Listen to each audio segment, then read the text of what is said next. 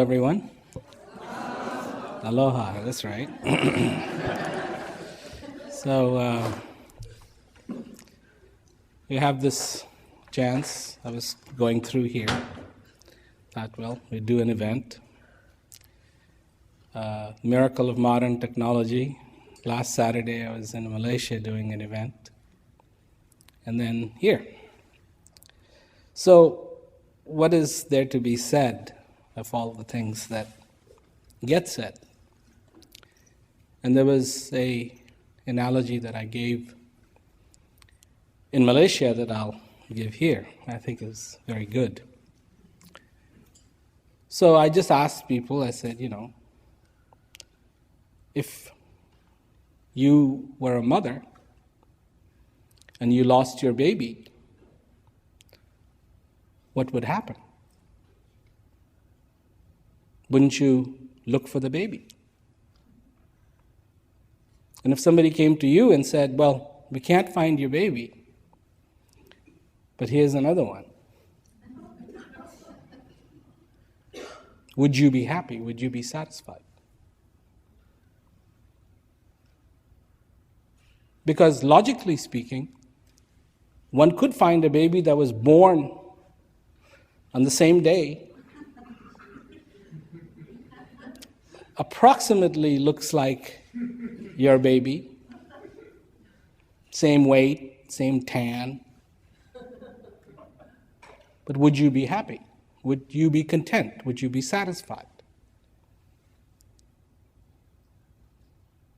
And, men might be sitting here and say, well, that analogy doesn't concern me. I'm not a mother. But as a father, if you lost your child, would you be satisfied with another one? There's absolutely no way. There's absolutely no way. And so, what is the point of this analogy? Of this example? There is a baby. Not a baby, but a baby. And this baby is that power that sustains you, that is within you. Within you.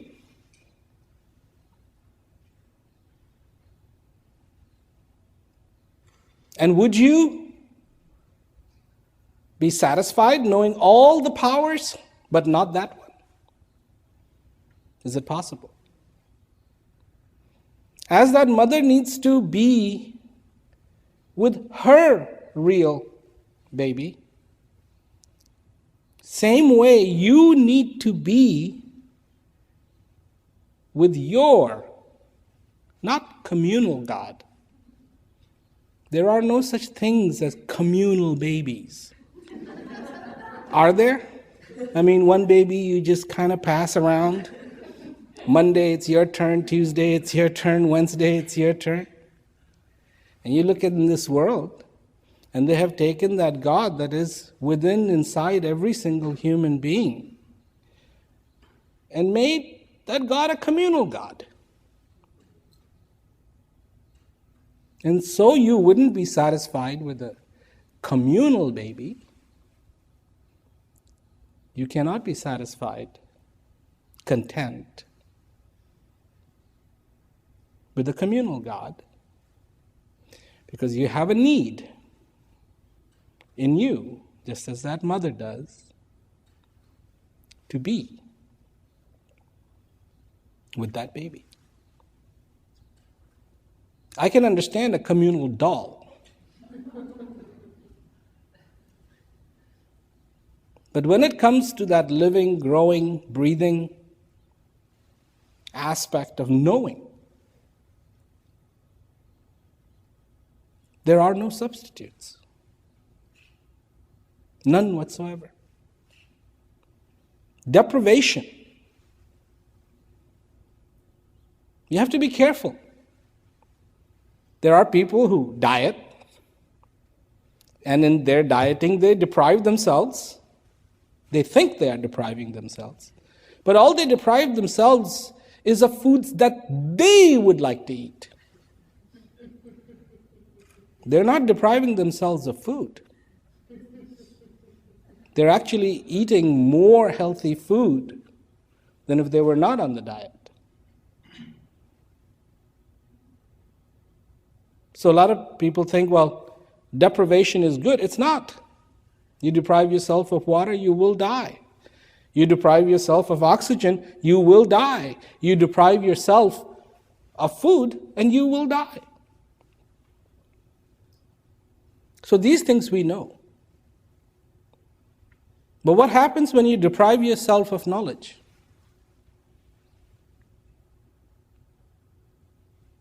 Of knowing? What happens when you deprive yourself of knowing this God that exists inside of you? Do you know what the consequences are? You give rise to ignorance. And there is no greater darkness than that ignorance. So why would you be concerned? I mean, after all, darkness is darkness. Isn't it natural? I mean, what is so wrong about darkness? There is one thing that light allows you to do that darkness does not. And that is to be able to see, choose.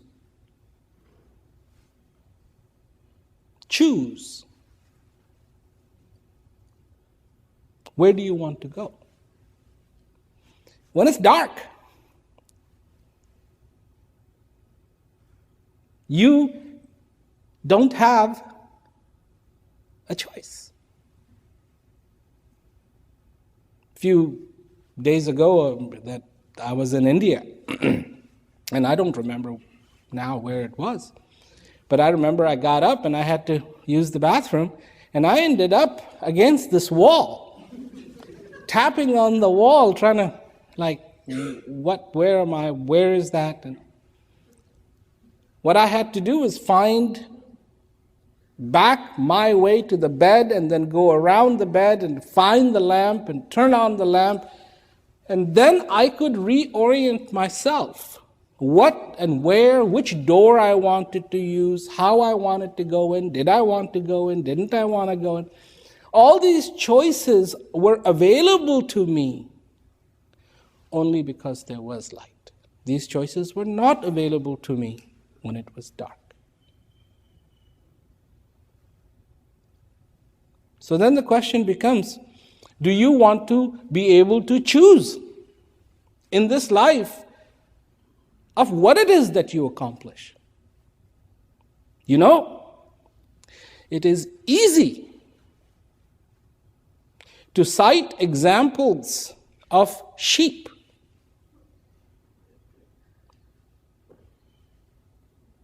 And I have seen many people do that.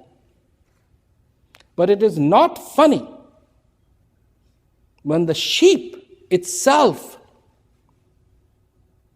is citing the example of sheep, doing exactly what the sheep is saying shouldn't be done. I don't find that funny. Because they who are citing the example of the sheep are themselves sheep. And not knowing any better. Because it's easy to pass judgment.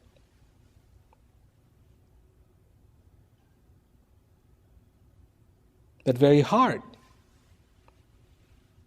when you are in the darkness and you don't have choices. What do you do?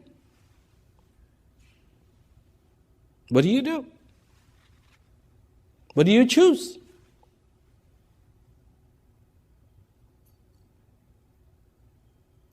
Somebody I met in India, He came to me and he said, I was looking for this all my life. I wanted to experience this inside of me all my life. I joined many groups, read many books, did this, did that. And then finally, somebody introduced one of his colleagues, who was also a doctor, introduced him to my videos, and he became an aspirant, received knowledge. And he simply wanted to thank me because he said, now I found it. And I remember so many people who have said that to me, looking for this. But you were looking in darkness. So even that, see, that's the problem about ignorance, about the darkness, that even if you find what you're looking for, you wouldn't recognize it. Because you have to have an eye.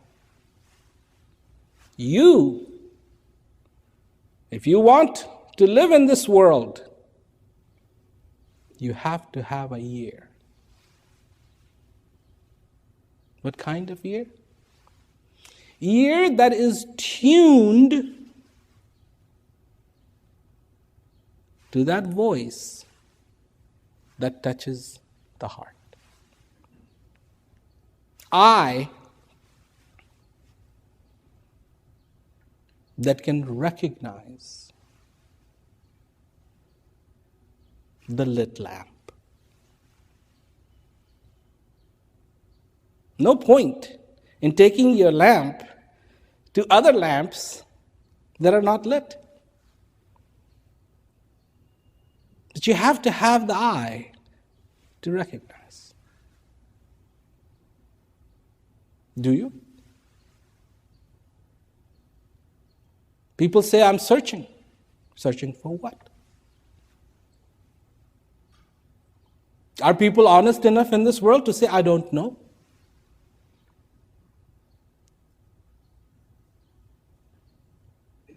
I was talking to somebody about Guru Nanak Dev, the first guru of the Sikh lineage. And I said, tell me, how many people at that time recognized him? I mean, today, millions. Pictures of him all over the place. But don't you think it is incredibly important to know how many recognized him then, when he was alive? Because this would give you some clue. You know, there isn't anybody who isn't waiting for a Messiah to come. Believe me, from North Pole to the South Pole, every religion, every group of people, and it behooves to reason that things are not so good. So you would go, okay, somebody's going to come and fix this.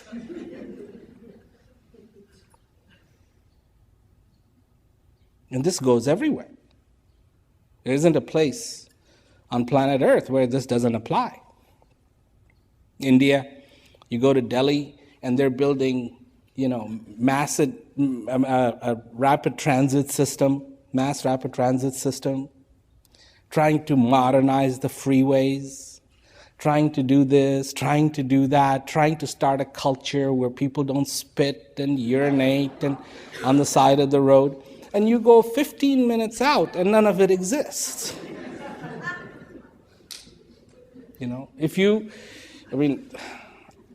I had to drive, and first time it took 4 hours and 30 minutes, and the second time it took 5 hours and something, and then I had to drive to Jaipur. And I tell you, what I felt was if you have coronary arteries disease where you've got plaque, just get on one of those freeways in India, and just the shock of the blood rushing through, will clean anything out.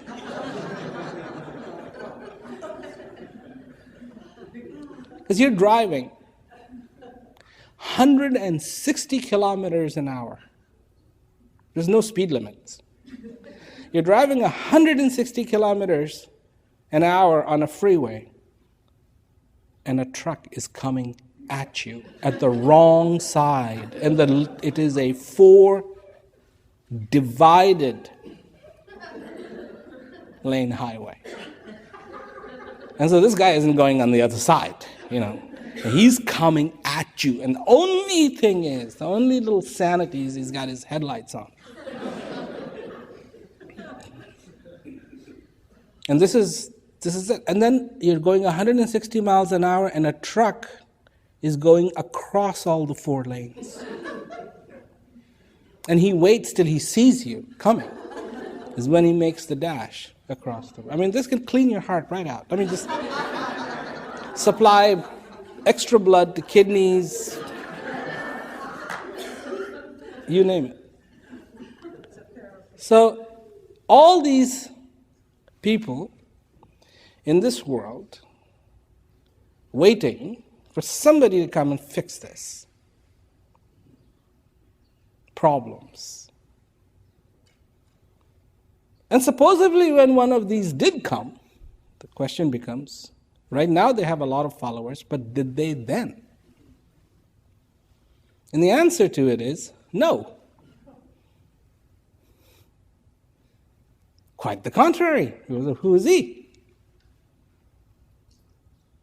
Today you see pictures of so many saints in India, and they've got light behind them and so on and so forth. And I said, how could you miss that?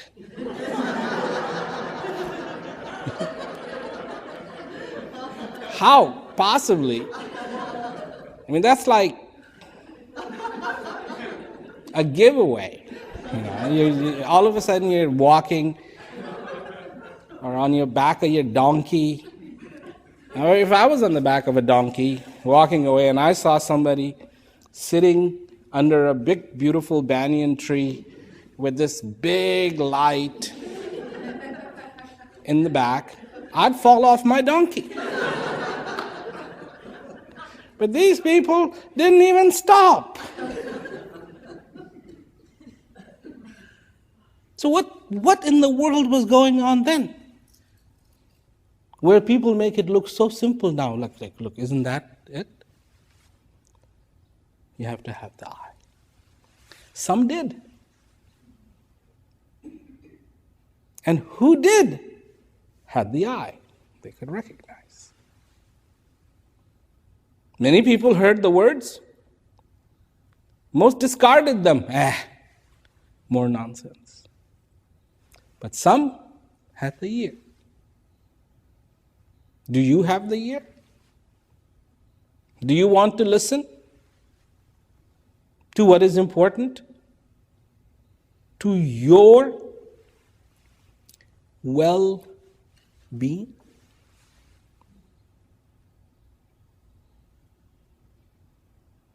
We talk about happiness, we talk about bliss, we talk about joy. These are the fruits at the end of the cycle of well-being. People talk about peace. But what is peace? To me, after you find God, then you smell the aroma of God, the perfume of God. And that's peace. That's peace. Not all the other ideas that people get caught in. What is truth? What is truth? Do you have the ear to hear the truth? See, the thing is, you don't need to define what the truth is. The question is, do you have the ear to hear the truth?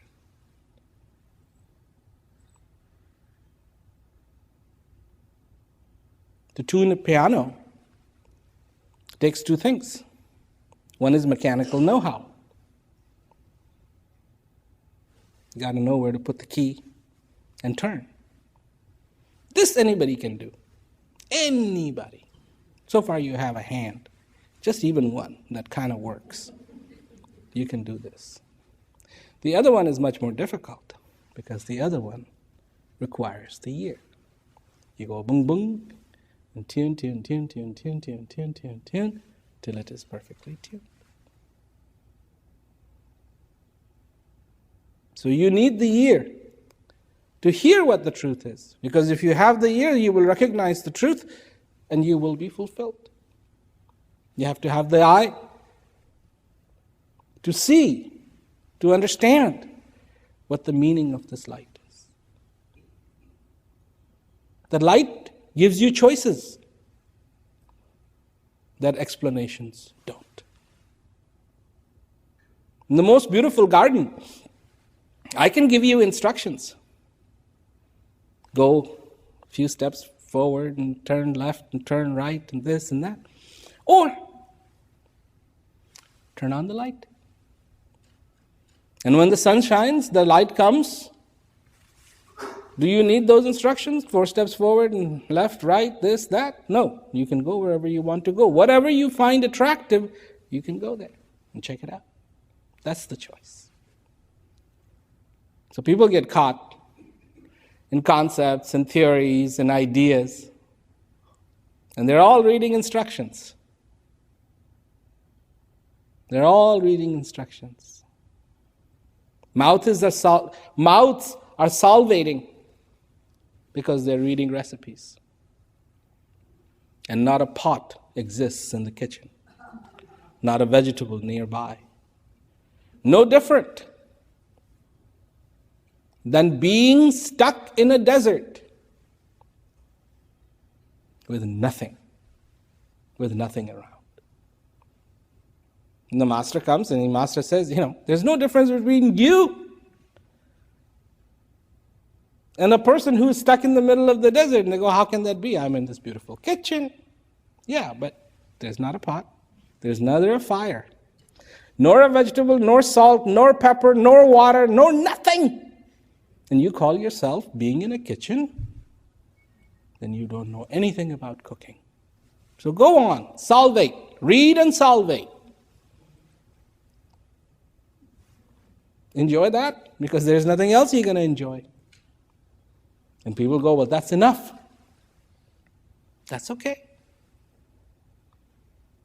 That's where the story comes in of the 2 frogs. One frog said, my well is as big as it gets. The other one said, no, there's something bigger. How can that be? Well, if you don't want to believe it, fine. But it is about knowing. And those people who have the gift of knowledge have the possibility not have to speculate, but to see and choose, walk and be fulfilled. What does it take? The oldest thing in the whole world. Love. You have to love knowledge. Don't love knowledge, it's not going to happen. A lot of people say, when I first came to knowledge, it was so wonderful, it was this, and then now I don't know, I don't find that. So, what's the difference? What's the difference?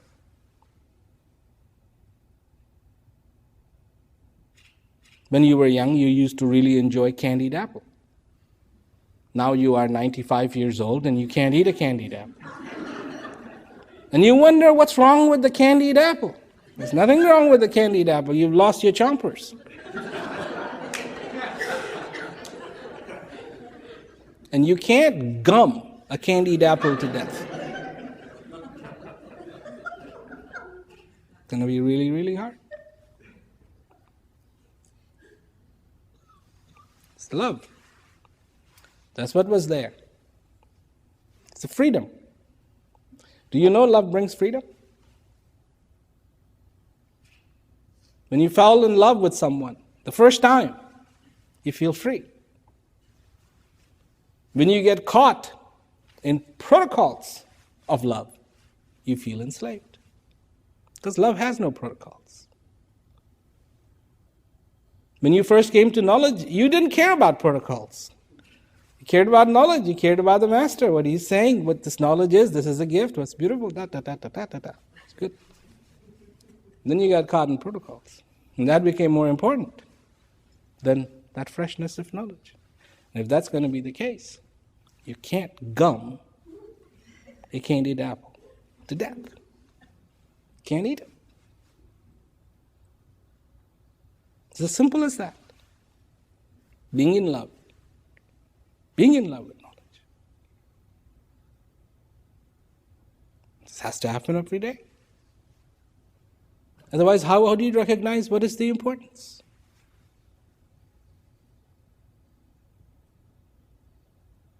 Thirst brings sweetness to water. Thirst. Why? Not because it's sweet, but quenching the thirst makes that water sweet. This is exactly what falling in love is all about. When you're in love, this is one of the things I was saying in Malaysia. When you're in love, you think about that person. You think about that person day, night, lunchtime, dinner time, whatever. Writing on the wall, I love you, I love you, I love you, does not do it. Making a carpet, custom carpet, I love you, I love you, I love you, doesn't do it. When you are in love, you didn't need the carpet. You didn't need the wall sprayed with I love you. Because it was written somewhere else.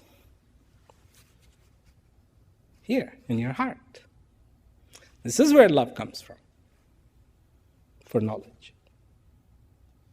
It's not logic, but the heart. It is the domain of the heart. Knowledge, satisfaction, fulfillment, peace. God. It's the domain of the heart. That's why there are people who logically look at it and say there is no God. And they're still alive. Okay? I mean, how long do you think a marriage would last between two people if the wife stopped acknowledging the husband? Or the husband stopped acknowledging the wife? Not very long. There would be history. Same thing with your dog, same thing with your cat.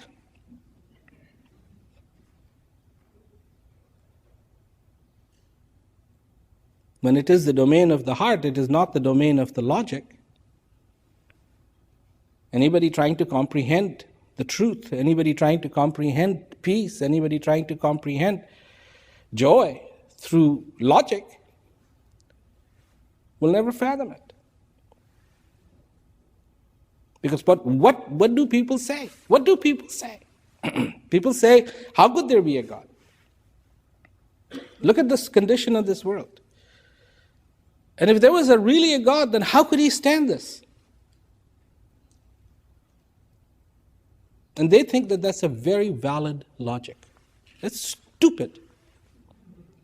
The state of the world is not created by God, it is created by us. And we don't blame each other.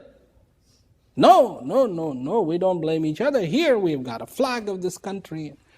Oh, we are patriotic and we're this and we're that. We're the ones who messed it up. Because none of these ideas that we have had till now as human beings, not one of them has actually worked. But there is a disease in psychology. When you hog everything and can't get rid of anything, it's actually a disease. And the human beings have the same disease. They hog everything. And they hog and they hog and they hog and they hog and they hog. Somebody has said, well, you're more superior to everything else out there. Then the next thing you know, a human being goes, yeah, well, then I can do anything I want to them. then not only the human beings suffer, but the animals suffer. Everything suffers. Why? Here there are people that they look at their scriptures and they go, this is all word of God. Why do you keep changing it?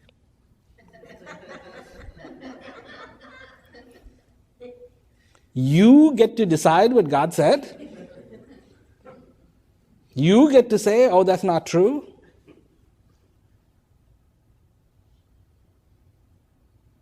A master comes despite of what exists. Because despite of what exists is no good.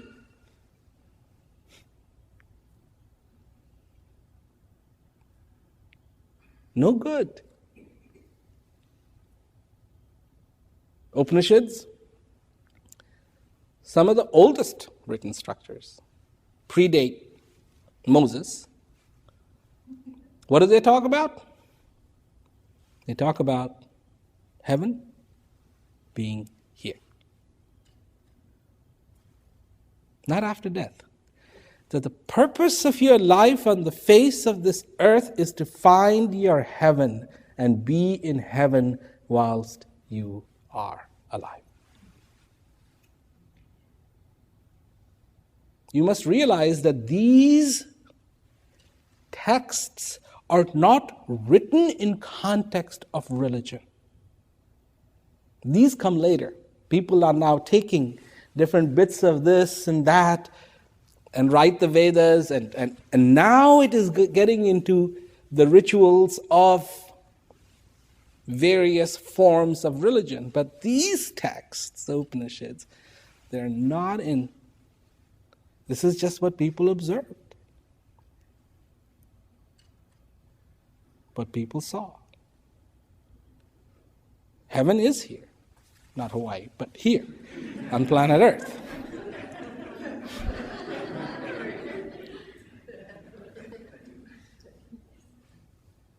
And where is it?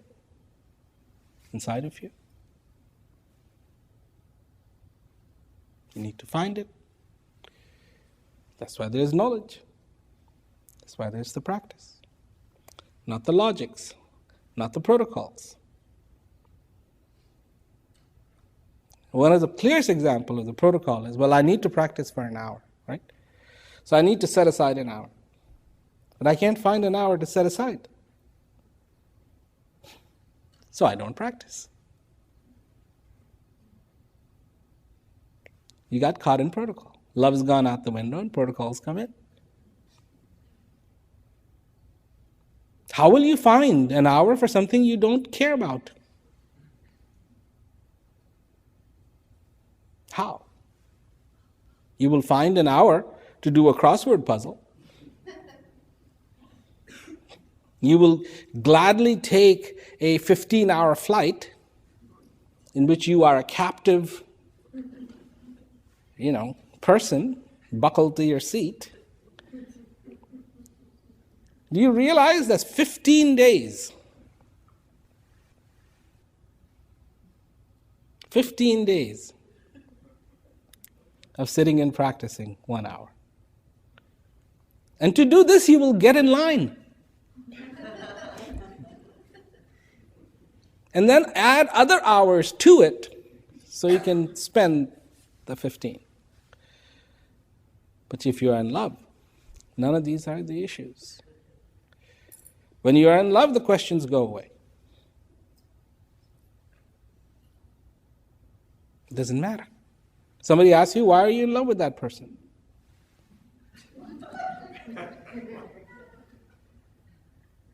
I don't know is a perfectly logical answer. To you, not to the other person. The other person is like, you gone crazy. Yeah, that's what it is called.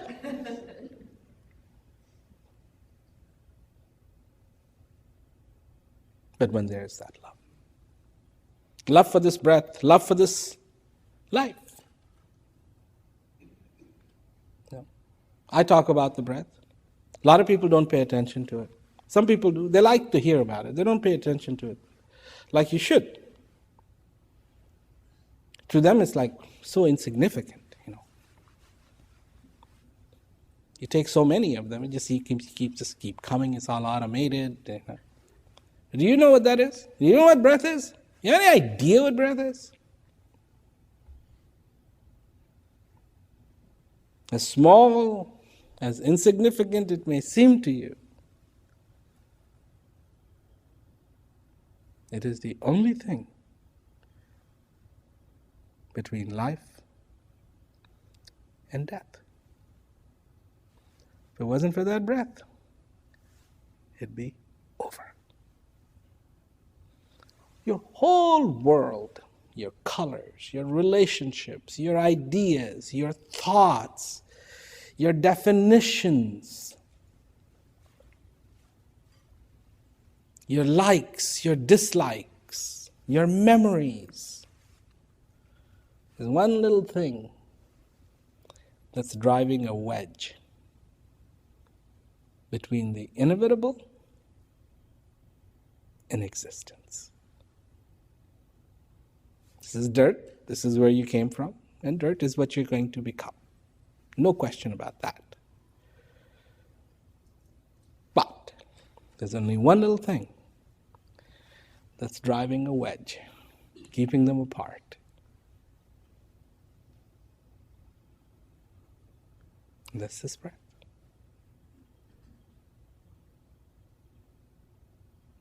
Think about that. You go home, sit down, think about that. Nothing else. Not your concepts, not your religions, not your relatives, not your house, not your pride, not your likes, dislikes, all those things. None of them are doing that. It's only one thing that is doing that. And one thing alone that is doing that. And that is the coming and going of this breath. And that is the blessing.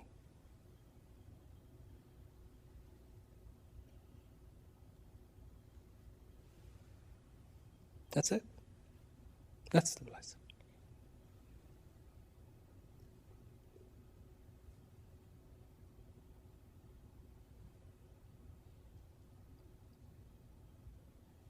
That's the blessing. If you understand that that's the blessing, you realize how blessed you are. Now people say to me, "Oh, Maharaj, you give me your blessings." I said, "You want my blessings? What do you want my blessings for? The most supreme power has blessed you and just continues to bless you. What do you need mine for? Or anybody else's for that matter?"